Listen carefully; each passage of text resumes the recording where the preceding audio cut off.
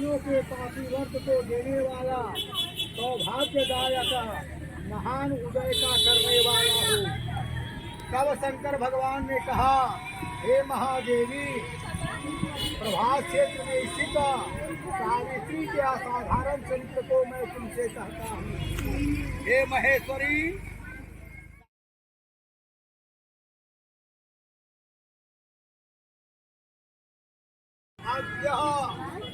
आसानाम आसो तमे ज्येष्ठ मासे कृष्ण पक्षे अमावस्यायाम तिथौ गुरुवासरे नीतायाम अमुक गोत्रोत्पन्नोहम। अपना गोत्र, अपना नाम लीजिए, पति का नाम लीजिए। भगवान विष्णु ब्रह्मा पूजनाथ संकल्पित अहम करिष्ये। कहा दूंगा पुस्तक का अगली बार छत ले हूँ, छत को मेरे हाथ में चला ला चल ले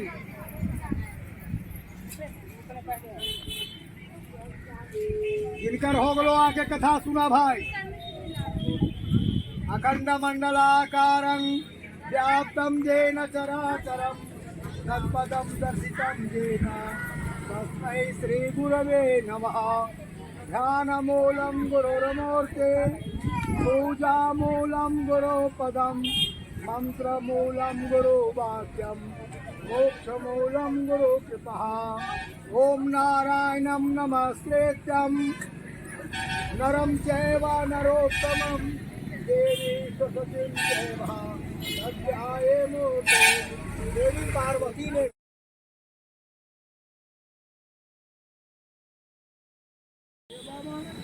स्त्रियों के पातिव्रत को देने वाला, सौभाग्यदायक, महान उदय का करने वाला हूँ। तब शंकर भगवान ने कहा, हे महादेवी, प्रभास क्षेत्र में स्थित सावित्री के असाधारण चरित्र को मैं तुमसे कहता हूँ।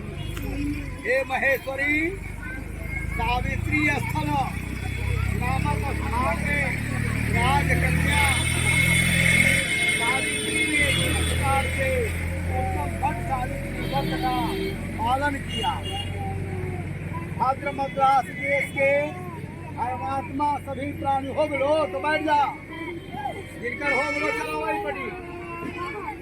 धर्मात्मा सभी प्राणियों के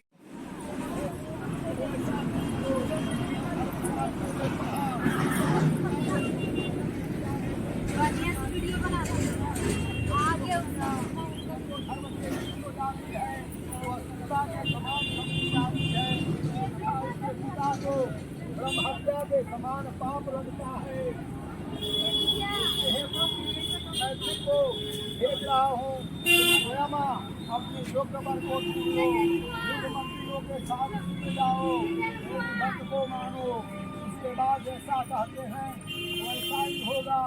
ऐसा कहकर सावित्री घर से निकलकर राजऋषियों के नव तपोवनों की ओर चल पड़ी और वहाँ पहुँचकर माननीय वृद्धजनों को प्रणाम करा। सभी तीर्थों और आश्रमों में जाकर पूरा मंत्रियों के साथ सावित्री अपनी गृह पर आ गई। वहाँ पर पिताजी के समक्ष पवित्र देव ऋषि नारद जी को बैठे हुए देखा। आसन पर बैठे हुए नारद जी को प्रणाम कर मुस्कुराती हुई जिस काज के लिए वन में गई थी सारी कथाएं उनसे कहने लगी। सावित्री बोली, है देव ऋषि नारद जी, साल देश में धर्मात्मा धूमसेन नाम से विख्यात एक क्षत्रिय राजा है जो देववश अंधे हो गए हैं। इसी समय तो छोटा सा एक बालक अपने समय में अवसर पाकर पूर्व एक सामान्य राजा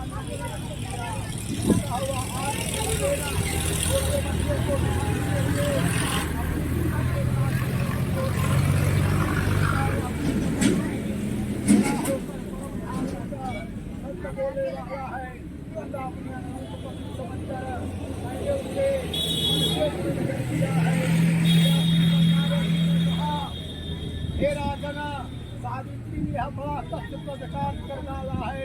बाल बुद्धि होने से इसने केवल गुणवान समझकर सत्यवान को वरण कर लिया है।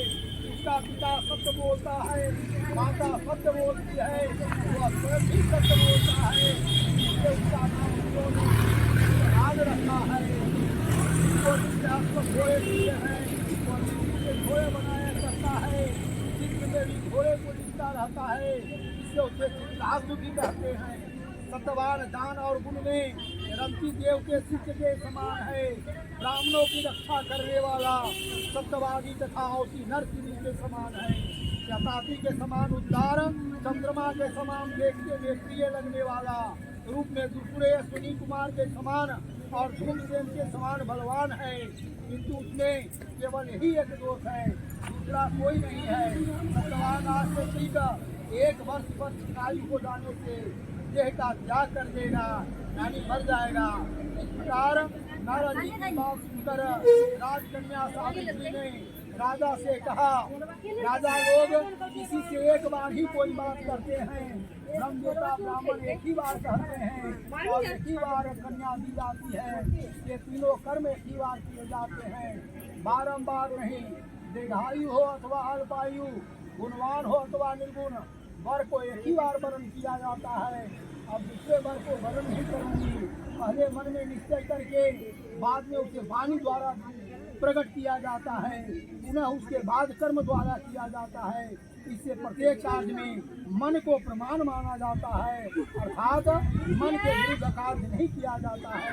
नारद जी ने कहा, हे राजन, यदि आपको भी इष्ट हो तो अपनी पुत्री सावित्री का कन्यादान निर्भीकता के साथ करना चाहिए। ऐसा कहकर नारद जी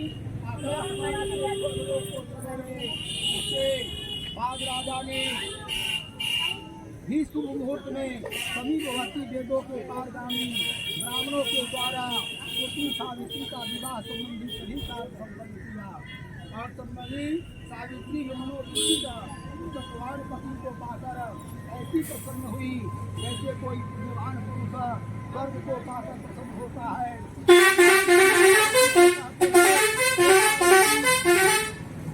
उस आश्रम में उस समय रहते हुए सावित्री और सत्यवान के कुछ समय व्यतीत हो गए। उस समय केवल एक भारदा सावित्री ही ऐसी थी जिसके चित्त में रात दिन जो नारद जी की कही हुई बात याद थी, उसकी याद बनी रहती थी। उसके बाद बहुत दिन बीत जाने पर वह समय मरण काल का आ गया, इसलिए सत्यवान को मरना था।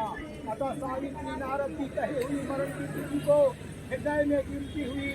ज्येष्ठ मास के शुक्ल पक्ष की द्वादशी तिथि को सायंकाल में आज के 4वें दिन मेरे पति को मरना चाहिए, यह सोचकर 3 रात्रि का निराहार बंद रहने का उद्देश्य रखकर रात दिन आश्रम में स्थिर रूप में रहने लगे।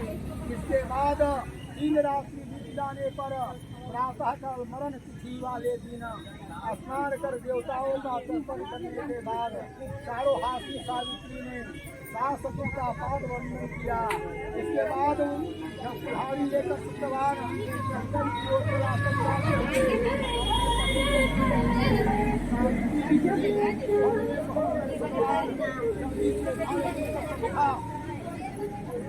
तथा सूखी लकड़ियों को खाकर योग्य भार बनाने लगा। लकड़ियों को काटते काटते उसके शरीर में पीड़ा होने लगी, जिससे उस काट को छोड़कर की एक शाखा को सहारा लेकर सावित्री ने कहने लगा, हे सुंदरी, इनकी वेदना मुझे दुख दे रही है, अतः मैं तुम्हारी गोद में संघर्ष होना चाहता हूँ। सावित्री ने दुखित होकर कहा, हे महाबाहो, आप काम करें, इसे हम श्रम को दूर करने वाली आश्रम को बनेंगे। ऐसे पृथ्वी पर बैठी हुई सावित्री ने सत्यवान के सिर को अपने गोद में रखा। वैसे उसने कृष्ण सुंदर वनवारी गिरिधारी की तमस पहने हुए साक्षात पुरुष के समान उदित हुई पुरुष को देखा। उसे देखकर सावित्री प्रणाम कर मधुर वचनों में उनसे कहने लगा, आप देवताओं अथवा दैत्यों में से कौन हैं जो मुझे धर्मयुक्त करने के लिए आए हैं? मुझे अपने धर्म युक्त करने के लिए कोई समझ नहीं है, तो मुझे रखती हुई आपके लपेट के समान समझिए। यमराज ने कहा, मैं सब प्राणियों के लिए भयंकर कर्मानुसार उनका उचित दंड देने वाला यम हूँ। तो हे पतिव्रता सावित्री, समीप में पड़े हुए तुम्हारे इस पति की आयु समाप्त हो गई है, इसे यमदूत पकड़कर नहीं ले जा सकेंगे, इसलिए मैं स्वयं आया हूँ। ऐसा कहकर घास को लिए हुए यमराज ने सत्यपथ भगवान के शरीर से उस प्रकार शरीर वाले पुरुष जीवात्मा को बलपूर्वक निकाल कर इसके बाद मिट्टी का से छेदित यमपुरी के मार्ग को चलना शुरू किया। रुद्रारोहा सावित्री भी उनके पीछे पीछे चली। हमने पतिव्रता होने के नाते चलने में तुम यहाँ तक मेरे साथ आ गई और लौट जाओ।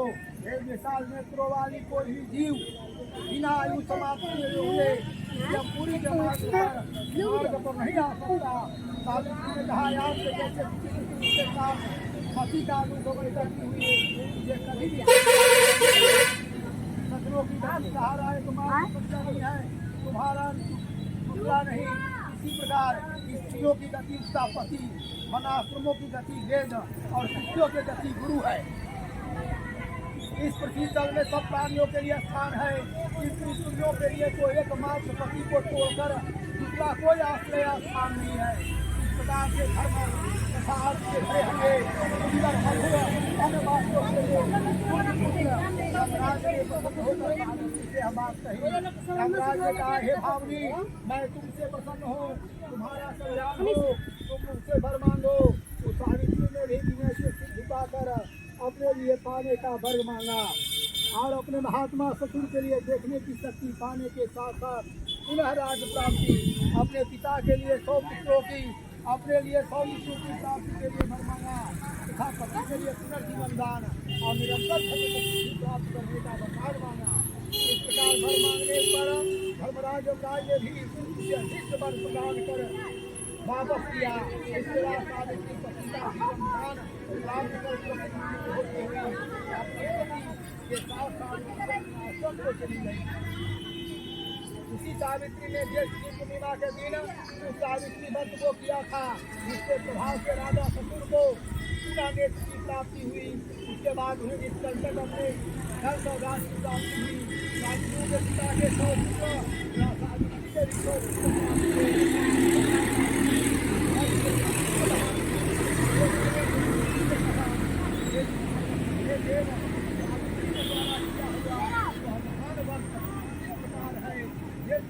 का ध्यान कैसे किया जाता है। हे विभो, इस मन के देवता कौन है, कौन कौन से मंत्र हैं, क्या फल है, तो मैं हे महेश इस सनातन धर्म को विस्तार पूर्वक आप मुझे कहिए। ईश्वर सुंदर ने कहा, हे देवी श्री सावित्री मंत्र को आदर पूर्वक हुए। हे महेश्वरी, मंत्र को किया है, इसलिए मैं कह रहा हूँ। हे बाबरी के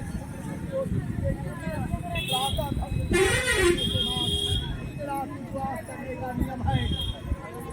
यदि वर्तिया सत्य हो तो होकर बिना मांगे प्राप्त हुए अधिकार करें।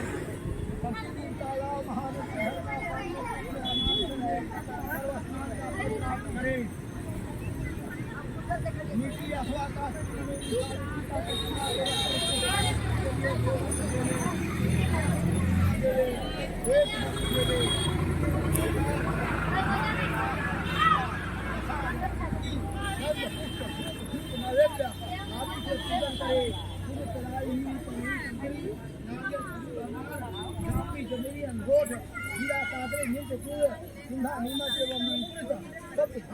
बनी हुई दलिया में रखकर रेशमी वस्त्र से विशिष्ट कुमकुम के के रंग में देवे।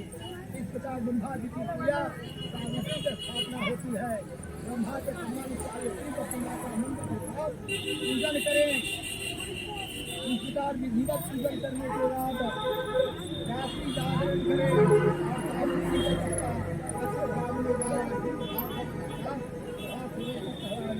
प्रेम से सावित्री महारानी जय, सत्यवान महाराज की जय, ब्रह्मा जी की जय, भगवान विष्णु की जय। राक्षस है हाथ में संयोग के पास जल उसके नीचे संकल्प कीजिए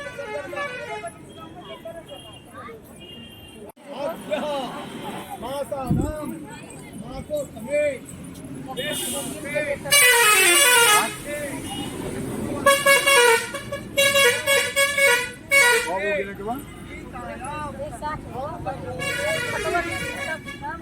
गोत्र अपना नाम पति का नाम लीजिए। सदा सौभाग्यवती धर्मवती पुण्यवती सकल मनोकामना हे ब्रह्मा नमः तो